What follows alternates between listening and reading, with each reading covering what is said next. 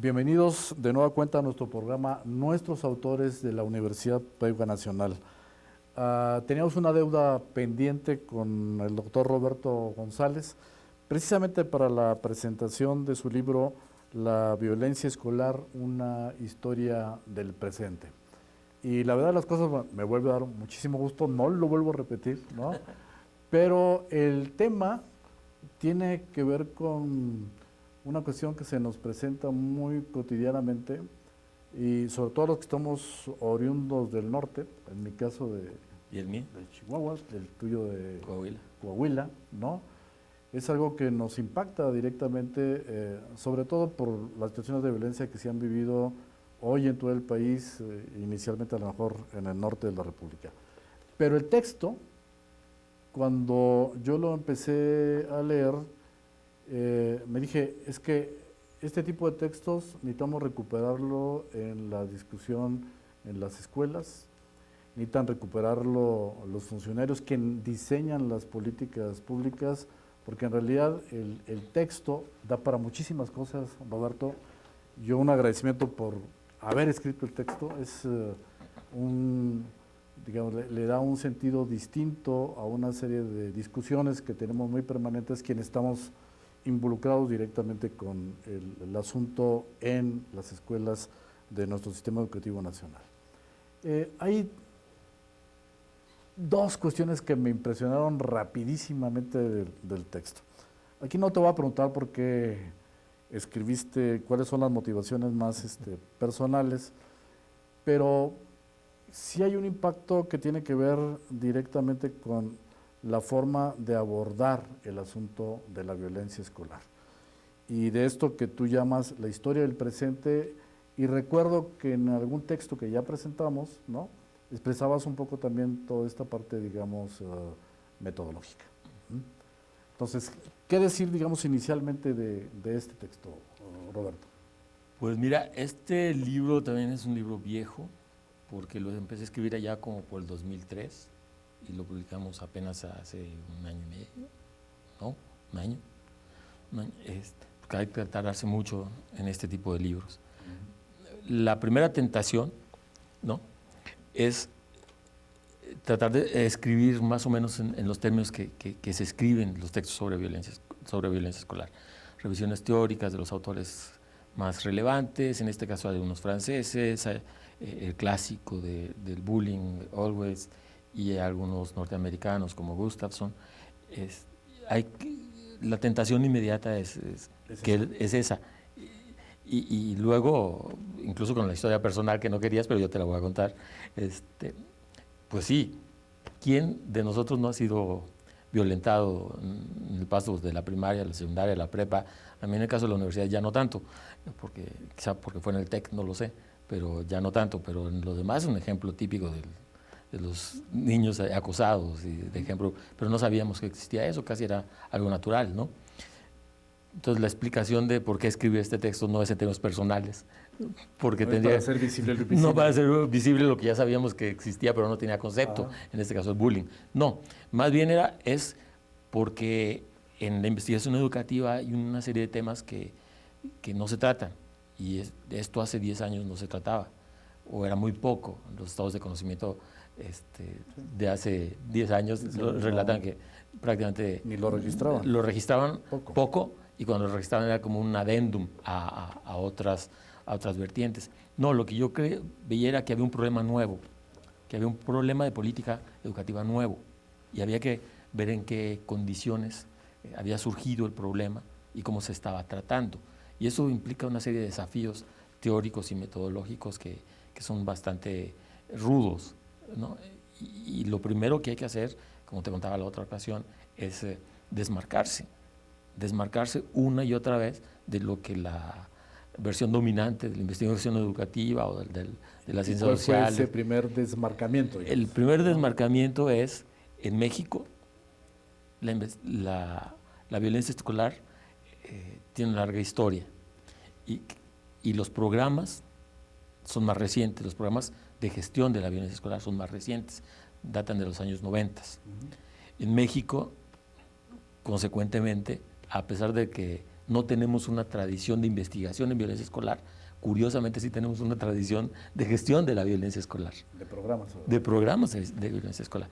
No solamente públicos, eso es una cosa interesante y es uno de los primeros desmarques, ¿no? La gestión de la violencia se ejerce todos los días.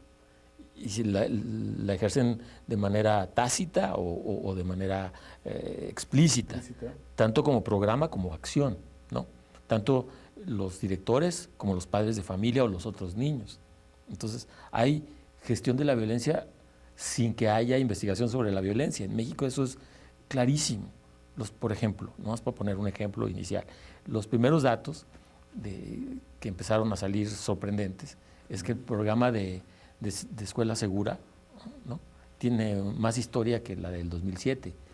Inicia justamente 10 años antes. Inicia en Veracruz y en la Gustavo Amadero, ¿no? Y con programas que se llamaban así. Justamente el término clave era seguridad escolar. Ese era el término clave. Entonces, la pregunta obvia es, si alguien hizo un programa de seguridad escolar, pues ¿cuándo demonios la escuela se volvió insegura?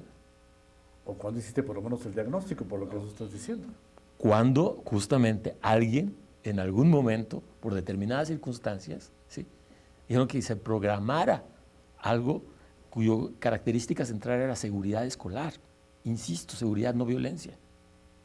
Eso plantea problemas muy interesantes, ¿no?, que los investigadores de la violencia no estaban considerando en su momento, a pesar de tener una tradición ahí y muchos años antes. Pero, por ejemplo, depende a lo mejor un poco también de los contextos, ¿no? Por ejemplo, uno va a la Chaveña en Ciudad Juárez, ¿no? Y lo que te plantean los maestros, digamos, de manera natural por el contexto, ¿no? No te hablan de violencia, te hablan, yo quiero seguridad escolar, ¿no? Sí. Pero hablabas tú de un primer desmarcamiento. Sí, este es el primer desmarcamiento, ¿no? En México, los programas de seguridad, ¿sí?, anteceden a la investigación de la violencia escolar. Esto no se investigaba. Para mí eso es un problema, ¿no? Porque lo que viene después, si no te desmarcas, es nada más hacer la aplicación de una serie de tests, ¿no?, del bullying o de violencia o del crimen escolar, ¿no?, sin ver las condiciones en las que el problema se planteó. Claro. ¿Esto está asociado, Roberto, con lo que tú planteas en el libro como la invención de la violencia? Sí, la violencia escolar es una invención histórica, ¿no? Lo que no quiere decir, aquí utilizo la invención en el sentido de construcción histórica de un problema. Sí, no de que no exista. No de que sea un mito. No de que un mito, pero tampoco de alguien que de repente se imaginó que había que ser un complot para que hubiera violencia. No, la invención en el sentido histórico del término, es decir, se construye un problema y hay que, mi dificultad, digámoslo así, mi problema es encontrar en qué momento la violencia se convirtió en un problema de política educativa, ¿no? Y te decía, la primera sorpresa es que teníamos formas de gestión de gestión de la violencia sin tener investigaciones de la violencia, ¿no? Entonces ahí habría que ver lo distinto. Y en esta investigación que hiciste, Roberto, ¿hay alguna razón por la cual suceda esto?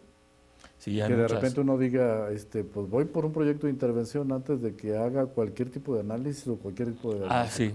Hay demandas específicas e inmediatas. Tú decías, yo no conozco el caso de la Chaveña, pero conozco otros casos y del DF y del sur, donde las demandas son inmediatas.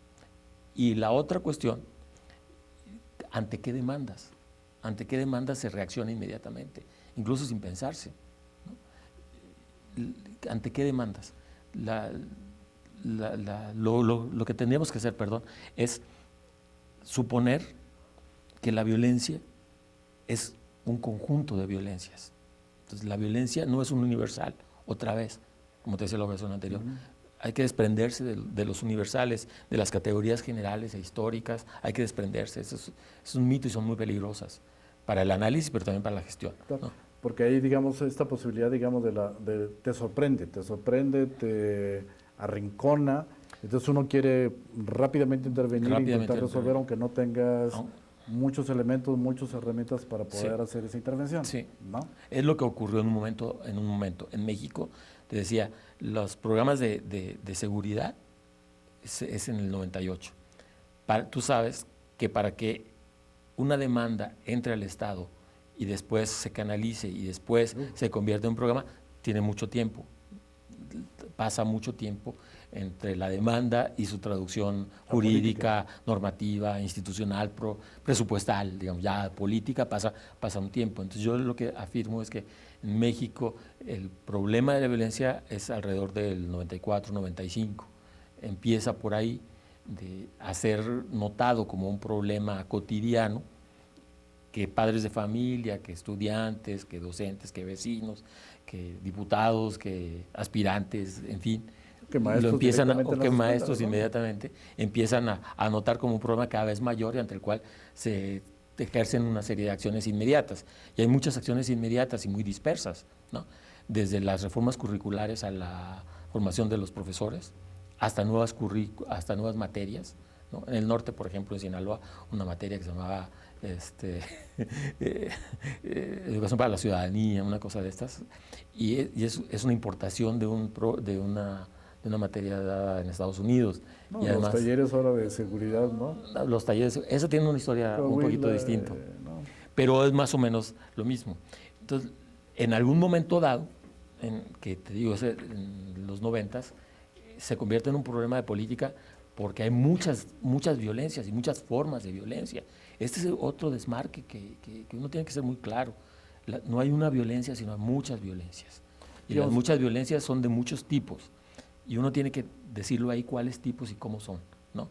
Hay desde lo que ahora le llamamos el bullying, que por cierto es muy reciente la investigación en México, y en la política, 4 años, 4 o 5 años, 4 o 5 años más o menos. Pero hay una historia de golpes de los profesores a los alumnos, ¿no? Eso es consuetudinario, es prácticamente constitutivo de la relación pedagógica. Hasta de uno mismo como sujeto, ¿no? Tiene una historia vieja, pero eso no generó ningún programa, más que los viejos programas de castigo o de llamadas de atención a los profesores que se excedían en el uso de las varas, ¿no? O todos los debates de la moral o la ética en la escuela. Todo eso, o de la vocación, ¿no? O del profesor, maestro, en fin, como segundo padre, ese tipo de cosas. Eso es una vieja forma de violencia. Ante eso no hubo programas más que los que dijimos ahorita. Pero hay otras, ¿no? Hay el abuso sexual también, ¿no? Hay la violación. Y eso también tiene su larga historia, no muy dicha, pero también gestionada, digamos, jurídica y administrativamente, ¿no? Y acotada luego también, no necesariamente en todos los estados de la República. Ni siempre. Ni y siempre. todos conocemos la forma como el sindicato maneja esto. En fin, estas formas de gestión son viejas. Esas no originaron el problema de la violencia. Luego hay formas más contemporáneas, ¿no? Que tienen que ver con esto que en algún momento se ha llamado la caída del régimen interno o de la paz social, o como quieran decirle. Y es cómo de repente la escuela se convierte en un lugar favorito de los secuestradores, ¿no? O del narcomenudeo. Eso tiene otra historia. Esto tiene otra historia, que no van de la mano, pero se van a encontrar. Se van a encontrar a finales de los 90, más o menos. Entonces aparecen cosas distintas y formas de violencia, unas que son en la escuela, otras que son de la misma escuela como complejo, como dispositivo complejo. Como institución. Sí, como institución, las formas institucionales asociadas al discurso pedagógico, asociadas a la práctica docente, en fin, esas en la escuela, de la escuela, pero otra cosa son hacia la escuela misma.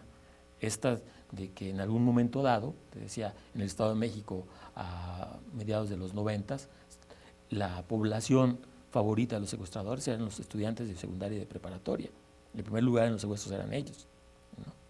Después hay un momento dado en que los porros, esa vieja forma de control política en México a los estudiantes de media superior y superior, se convierte en algo distinto a las formas tradicionales de gestión política y se asocia al crimen organizado, vamos a decirlo así. Entonces, hay otra forma de violencia y luego llegan los narcos, pero cuando los narcos llegan a la escuela, ¿sí? No es como en los años 70 y en los 80 las investigaciones, que esas sí tienen una larga historia, las investigaciones sobre el consumo de drogas y los programas de gestión de consumo de drogas tienen una larga historia, pero ahí los narcos no habían llegado propiamente a la escuela, era accidental, más o menos así, o incidental, ¿no? En los 90 y particularmente en el año 2000 y un poquito después, la escuela se convierte en un lugar de tráfico de drogas. Y no solamente afuera de la escuela, sino adentro de la escuela. Entonces ya se le añade un problema adicional a una forma distinta de violencia asociada al tráfico de drogas, ¿no? Y asociada a otras, al tráfico de personas. Que lo vuelve más difícil, digamos, en el análisis. Más complejo en el análisis. Pero también en la intervención, sobre también todo en la definición de políticas, sobre ¿no? todo en la intervención. Si se convierte esto en un problema de política, es lo que yo afirmo en este texto, es que cuando hay múltiples formas de violencia y empiezan a interrelacionarse, ¿no? Entonces la escuela se vuelve ya un lugar inseguro. Y el problema ya no es que se consuma drogas, sino que llegan otros sujetos a la escuela, ¿no? Y perturban el orden escolar, vamos a decirlo así, porque así es como se percibe. Y cuando se piensa, cuando se reflexiona sobre esto, entonces el problema ya es que la escuela ya es insegura, y ya no solamente por la delincuencia o por las drogas, sino por un conjunto de factores, ¿sí?, que ponen en riesgo a la comunidad escolar. Ahora, en el texto, Roberto, hay una cuestión que a mí me impresionó, como ya trabajo más instrumental, más técnico, como tú dices, ¿no? Que es todo este rastreo, todas las notas que sacas de todo el país, ¿no? Y hay otra parte que tiene que ver con una recopilación extraordinaria de todos los programas que van antecediendo a este debate de la violencia escolar. ¿Cuál es el sentido, ¿no?, aunque lo has explicado un poco, de recuperar todas estas notas, mapear, territorializar, si tú quieres, el país, y esta parte de hacer esta recopilación de todos los proyectos que se han generado, estatales, federales, hasta en colaboración, digamos, de carácter internacional? Sí, sí. Otra vez el desmarque, ¿no? Yo creo que cuando uno habla de violencia, uno tiene que teñirse las manos de sangre, vamos a decirlo así, metafóricamente hablando, ¿sí? No puedes hablar de violencia en términos filosóficos ni antropológicos. No se puede. Cuando te hablas de violencia, vas a decir quiénes son los que la sufren, cuáles son las formas de la violencia, ¿sí?, cómo se ejercen, quiénes, cuáles son las reacciones.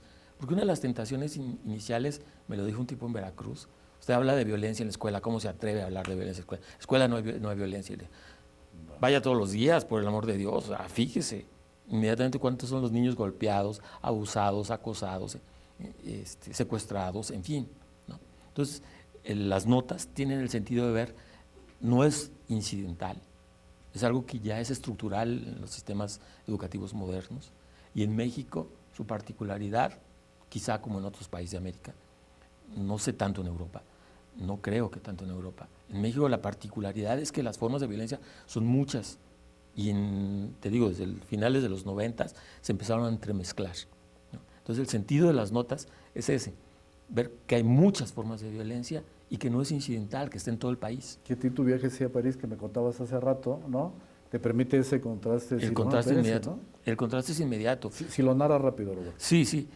Fui a una conferencia sobre violencia en París y allá discutían mucho las diferentes formas del bullying, ¿no? Y está muy asociado a los conflictos interétnicos, ¿no?, interraciales, en un momento dado interreligiosos, ¿no? El momento también de la discusión sobre el velo en las escuelas francesas, en fin, estaba muy asociado a eso. Yo les decía, es que en México, mientras estoy aquí, hay un paro hay huelga en las SHs y en las prepas por los porros, y la forma de los porros es una forma de gestión política, pero asociada a múltiples formas de criminalidad, y los estudiantes reaccionan frente a eso. Entonces tenemos una forma distinta de violencia inmediata, que uno puede cerrar los ojos, y muchos investigadores cierran los ojos, pero ahí está ahí que hay una huelga. Entonces las reacciones de los violentados hay que escucharlas y hay que inmiscuirse en ellas. Por eso hay que rastrearlos inmediatamente en los periódicos. Los periódicos muchas veces no dicen la verdad, todos lo sabemos, pero son indicadores de que hay problemas, y uno tiene que tomarlos como eso, como índices de problemas. Después, ¿por qué ir a las formas de gestión?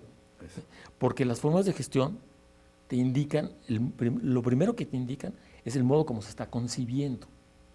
Y como te decíamos desde la ocasión anterior, en el otro libro y en esto, la dificultad mayor de la investigación es el problema, pero la dificultad mayor de la gestión es el problema. Porque si está mal planteado el problema, todas las formas de gestión están interviniendo sobre objetos inadecuados. ¿sí? Y con objetivos peor todavía, ¿no? Si no está bien planteado el problema, no sabe sobre qué intervenir. Entonces, el rastreo de las diferentes formas de gestión, no solamente programas, a veces son iniciativas. Hay iniciativas que probablemente no se conviertan en ley o no se conviertan en programa ahorita, pero no sabemos mañana. Hay una iniciativa de los propios profesores, de los propios de o de familia, otras personas. o de otras instancias. Mira, hay una iniciativa de un diputado del PAN de Coahuila que propone militarizar las escuelas. Así, tal cual. Uno entiende que es una forma de plantear y de concebir los problemas de violencia, con mayor disciplina, una disciplina militar, entonces no tener ningún problema.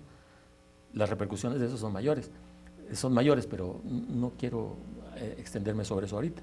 Solamente quiero decirte, las acciones de gestión vienen de muchos lados y tienen diferente forma de realización.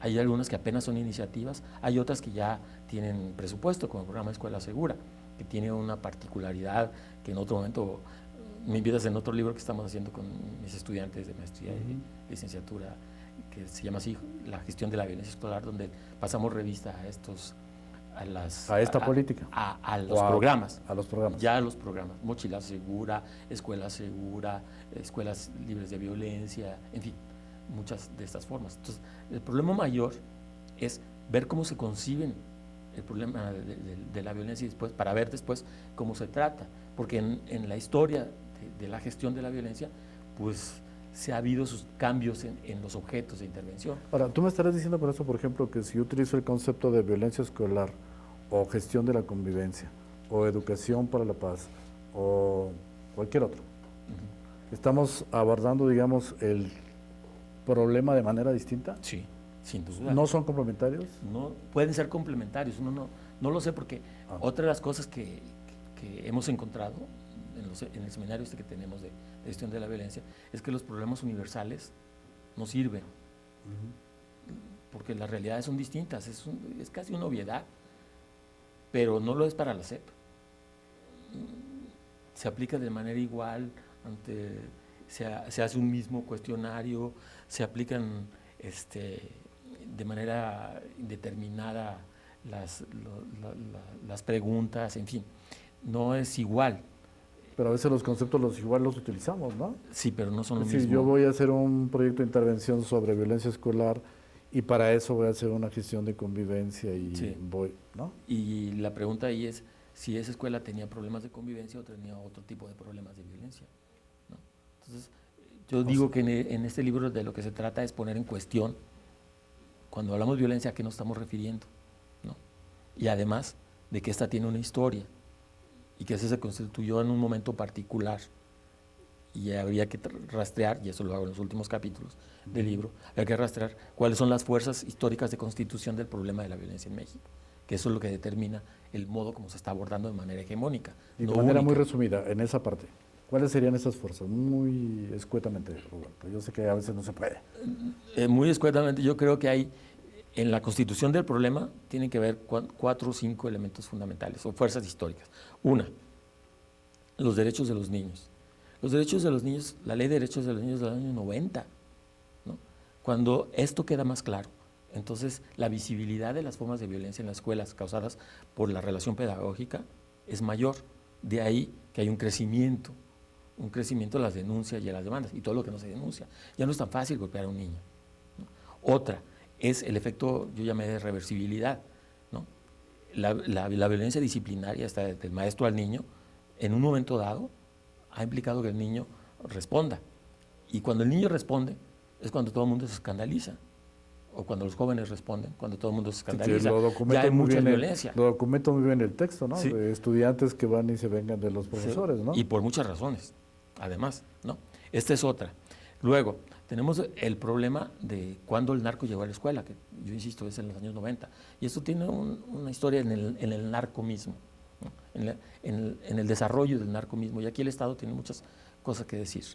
Tiene mucho. Luego, también esto del resquebrajamiento del orden interno también. Las estadísticas indican que del año 91 en adelante, todas las estadísticas criminógenas crecen y crecen exponencialmente. Entonces, otra vez la escuela se convierte en un blanco de intervenciones delictivas, vamos a decirlo así, donde hay desde robos hasta, Por cierto, las estadísticas de robos en las escuelas es Impresionante. impresionante. Hay estados donde el 80% de las escuelas han sido robadas, de todo lo que quieras. O el crecimiento, por ejemplo, que es un dato que dieron en el último Congreso de Investigación Educativa, de las bardas en las escuelas y las rejas en las escuelas, ¿no? Exactamente. Y esas son formas iniciales de gestión, ¿no?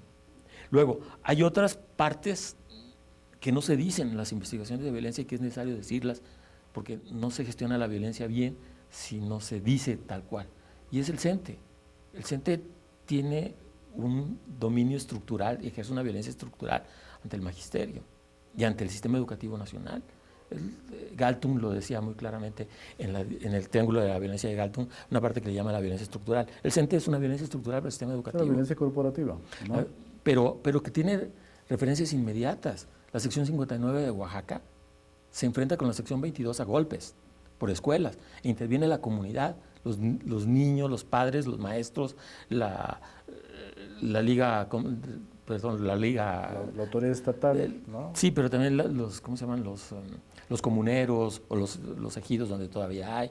Entonces, uno pensaría que es muy abstracto, pero no. Al contrario, es mucho más concreto. El CENTE. Y luego que me dices, los porros. Pero en espacios también luego muy particulares, ¿no? O sea, por ejemplo, frente al abuso... Sí. Muy particulares, pero las formas de violencia siempre es sistémica. En cuanto que es sistémica, en cualquier momento estalla, por eso es sistémica. Justamente, ese es el punto. Pero es un sentido muy político, digamos, de utilización del propio sindicato. Sí, es un sentido muy político, ciertamente. Y de protección... Pero reacciona, y el punto aquí es, ¿dónde estalla la violencia? Porque a nosotros en este momento lo que nos importa es dónde estalla y los efectos que esto tiene, tanto en la comunidad escolar, ¿sí?, como en la misma existencia de la escuela. Hay escuelas que han desaparecido. De la propia escuela, sin duda, ¿no? sin duda, sin duda, sin duda. Luego, está el asunto de los porros y el control político de los jóvenes, que a partir del movimiento zapatista crece exageradamente o extraordinariamente, y después de la huelga de la UNAM crece extraordinariamente. Todas estas son formas de violencia que en un momento dado hacen que en diferentes estratos y de diferente forma, ¿sí?, las comunidades escolares se vean violentadas, vamos a decirlo así, y sobre todo se vuelvan inseguras. Frente a esto se responde con un programa o un conjunto de programas de seguridad, ¿sí?, que tienen sus bemoles, porque algunos de las fuerzas violentas quedan otra vez subsumidas, quedan veladas por las otras, ¿no? O se presentan como parte accesoria o incidental cuando pueden ser dominantes, y si no, pregúntale a los chavos del CCH. Entonces, yo creo que eso es lo que tendríamos que ver, y esto es lo que yo en este libro he tratado de seguir, porque no me interesó tanto hacer la medición de la violencia, eso que lo harán otros, lo van a hacer mucho mejor, que por cierto, nos hace falta. En México, a diferencia de otros países, no tenemos investigaciones nacionales sobre la violencia, no tenemos indicadores, no tenemos números, ¿no? Entonces yo lo que quería hacer aquí es más bien el momento de constitución histórica del problema de la violencia escolar, para ver cómo después se fueron modificando las formas de gestión de la violencia escolar, y estas formas de gestión, como son múltiples, son diferenciadas y tienen efectos muy distintos. Y esa es la parte que ahora estás trabajando. Eso es la parte que estamos trabajando. Ahora, hay una parte en donde tú empiezas a hablar de las señas que van empezando a generar, digamos, la violencia, ¿no? Que es una parte que de alguna manera ya hemos conversado, ¿no? Muy rápidamente, ¿a qué te refieres? ¿Por qué utilizar el concepto de señas, ¿no? Sí, por lo mismo que te decía hace rato, efectivamente. Cuando se está configurando un problema, el problema no está claro, no aparece así como tal, no se descubren los problemas se van formando, ¿no? Entonces, ¿cuáles son los indicadores, cuáles son las señales, cuáles son los índices que nos dicen que empieza a aparecer algo nuevo, que en un momento dado se va a pensar y reflexionar de múltiples formas y después se va a gestionar? Bien, Roberto. Hemos terminado, desafortunadamente se nos terminó el tiempo. Muchísimas gracias, Roberto, por esta conversación, y a ustedes los invitamos a seguir en estos programas en la serie Nuestros Autores.